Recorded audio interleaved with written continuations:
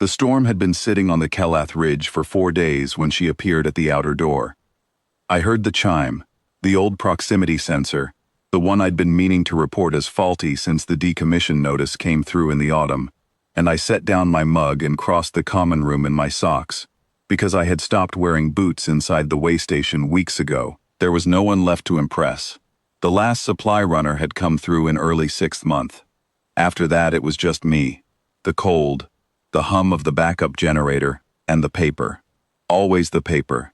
31 years of frontier administration leaves a woman with a great deal of unfinished paper. I opened the outer door, and the wind came in hard and white, and standing in it, half buried in the drift that had built against the lower step, was a child. Vathari. I knew the species by the coloring, ash-pale skin, the faint silver iridescence at the temples that their young carry until the bond marks settle. She was small, smaller than I expected, though I don't know what I had expected. She wore a layered robe, the kind the ridge communities make from pressed bark cloth and recycled insulation, and it was soaked through. She had no pack. She had no adult with her. She had nothing at all except a small carved token hanging at her throat on a cord, smoothed river bone, etched in the Vathari resonance script I had spent 2 years learning badly during my posting at the Lower Valley Station. She looked up at me. Her eyes were the color of old pewter in dim light.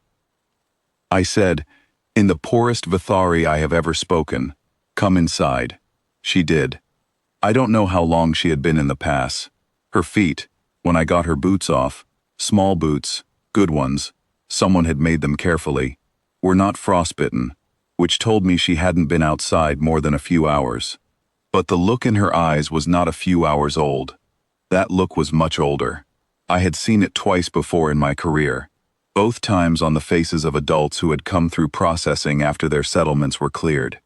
It is the look of someone who has tallied what remains and found the number very small. I made tea.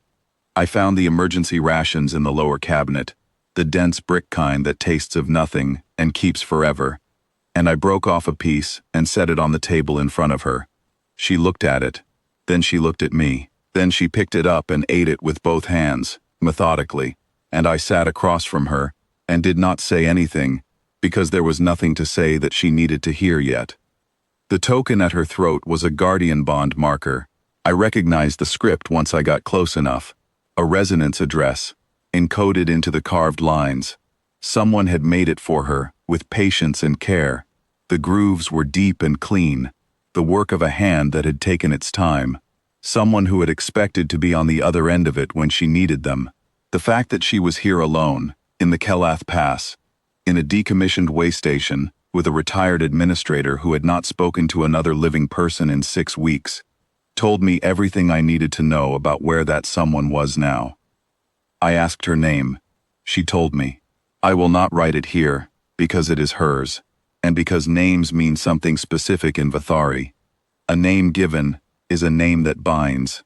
But I will say it was 2 syllables, and that the second syllable had a soft upward inflection that I tried to replicate and failed, and that she watched my attempt with an expression that was not quite a smile, but was in the same direction. On the second day, the station's long-range receiver picked up a retrieval notice. I had not thought to check the administrative channel in weeks. There was nothing on it that concerned me, but I checked it that morning out of old habit. 31 years of checking every morning, the body does not forget, and there it was. A collective retrieval order, logged to the Kelath Ridge corridor. Unregistered bond assets. Clearance sweep. 3 field agents. Estimated arrival, 2 days. I read it 3 times.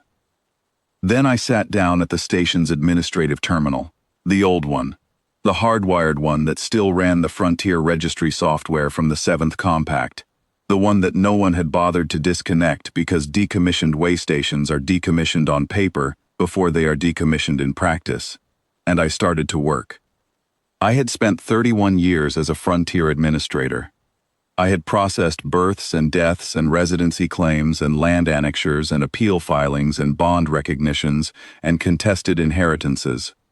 I had spent 2 of those years specifically in the Vathari corridor. where the paperwork ran to 17 distinct form types and 3 parallel filing systems that did not speak to each other. I knew the 7th Compact Frontier Registry better than most of the people who had written it. I knew which forms predated the clearance orders. I knew which designations the Retrieval Authority was not permitted to override. I also knew that a Frontier Residency Annexure, filed under Section 14 of the Waystation Administrative Code, countersigned under active Waystation seal, and logged to the long-range registry before any retrieval order could be served, constituted a recognized dependency record, and that no collective field agent had authority to remove a registered Frontier dependent without a compact court order, which took a minimum of 40 days to obtain. I had filed that form 4 times in my career for human dependents. There was nothing in the statute that said the dependent had to be human. I filed the paperwork at 11 in the evening of the second day. I countersigned it with my administrative seal, still valid, still registered, because no one had sent me the decommissioned paperwork for that either, which was an oversight on their part and a convenience on mine. I logged it to the long-range registry. I waited for the confirmation ping. It came at 11:43. She was sitting at the table behind me, wrapped in the emergency blanket I had given her, watching me with those pewter eyes. I don't know how much she understood of what I was doing. I turned around and I held up the confirmation sheet. A single page, her name and my countersignature and the registry number, as dry and bureaucratic a document as anything I had produced in 3 decades.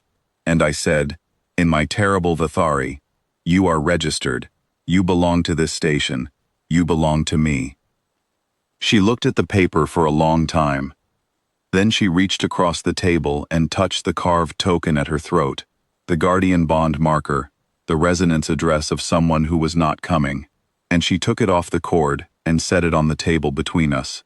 She did not let go of it immediately. She held it for a moment, this thing someone had made for her, and then she pushed it gently toward me. I took it. I held it. The retrieval team arrived the following morning. 3 of them, well-equipped, polite in the particular way that people are polite when they expect no resistance. The team lead presented the clearance order. I presented the Frontier Residency Annexure, logged prior, countersigned under active seal, registry number visible in the upper right corner. He read it twice, then he looked at me. Then he looked past me into the waystation, where she was standing in the doorway to the common room, wrapped in the emergency blanket, watching. He said the filing was irregular. I said that irregular filings were the business of the compact court, and that his authority extended to unregistered bond assets, and that she was not unregistered. I said it pleasantly. I had spent 31 years being pleasant about paperwork. He looked at the filing again. He looked at the seal. He looked at me. They left. I stood in the open doorway for a while after the sound of their transport faded, because I needed a moment with the cold and the quiet. The storm had broken overnight, and the ridge was white and still under a pale sky, and the silence was very large. Then I went back inside and closed the door, and she was still standing in the doorway to the common room, the blanket around her shoulders, watching me. I said, in my terrible Vathari, "Hungry?" She thought about this. Then she nodded. I heated 2 rations. We ate them at the table together, the 2 of us, in a decommissioned waystation on a snowbound mountain pass, with a registry confirmation and a carved riverbone token between us on the table. And neither of us said much, because there was not much that needed saying. The supply runner came through 6 weeks later. I had the paperwork ready. She came with me.